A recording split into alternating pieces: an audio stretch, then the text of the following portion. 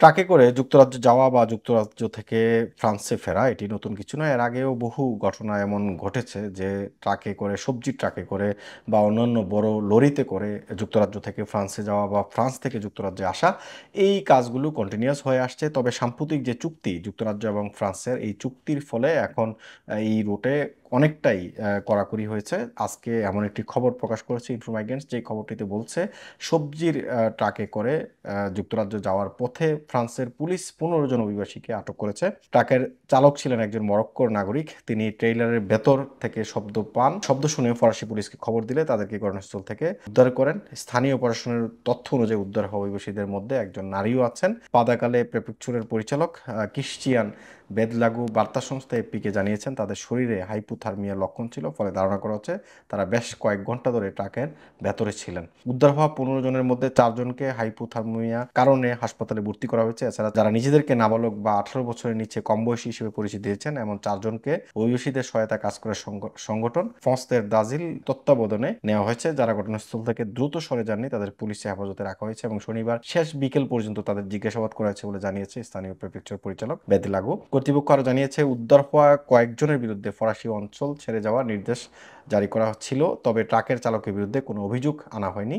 কালের বন্দরে এবং ইংলিশ চ্যানেলের টানেল ঘিরে কঠোর নিরাপত্তা ব্যবস্থার পরও এখনও অনেক অভিবাসী ইংল্যান্ডগামী ট্রাকে ওঠার চেষ্টা চালিয়ে যাচ্ছেন। গত কয়েক বছরে ইংল্যান্ড পাড়ি জমানোর চেষ্টা করা বেশিরভাগ অভিবাসী শেষ পর্যন্ত নৌপথ বেছে নিচ্ছেন। তবে ছোট নৌকায় এই সমুদ্র যাত্রা ট্রাকে ওঠার চেয়ে অনেক ব্যয়বহুল এবং একই সঙ্গে ঝুঁকিপূর্ণ ও প্রাণঘাতী। কেন এই ট্রাকের ড্রাইভারের বিরুদ্ধে ব্যবস্থা নেওয়া হয়নি? কারণ ট্রাকের ড্রাইভার তিনি যখন ট্রাকটি চালাচ্ছিলেন ভেতর থেকে তিনি শব্দ পাচ্ছিলেন, তার পরপরই তিনি পুলিশকে খবর দিয়েছেন এবং পুলিশ ঘটনাস্থলে এসে সেই 15 জনকে উদ্ধার করেছেন। অর্থাৎ ট্রাকের ড্রাইভার জানতেন না এই যে সবজির যে ট্রাক, সেই সবজির ট্রাকে করে অভিবাসী ফ্রান্স থেকে যুক্তরাজ্য যাওয়ার চেষ্টা করছে।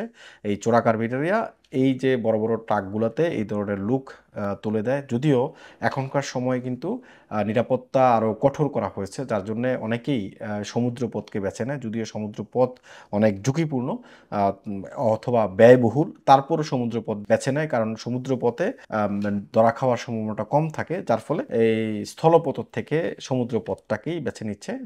যদিও সাম্প্রতিক সময়ে ফ্রান্স এবং যুক্তরাজ্যের মধ্যে এই নতুন চুক্তির আওতায়, অভিবাসন নতুন চুক্তির আওতায় রাস্তা এবং বলা চলে সমুদ্রপথ সব জায়গায় কন্ট্রোল বেড়েছে এবং পুলিশি নিরাপত্তা অনেক বেড়েছে।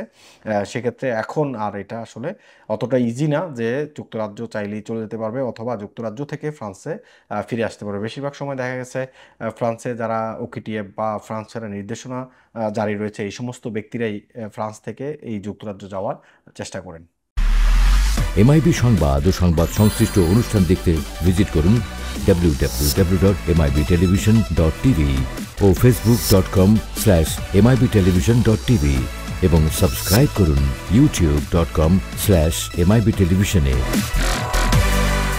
এমআইবি টেলিভিশন, সত্য খবর, সঠিক খবর।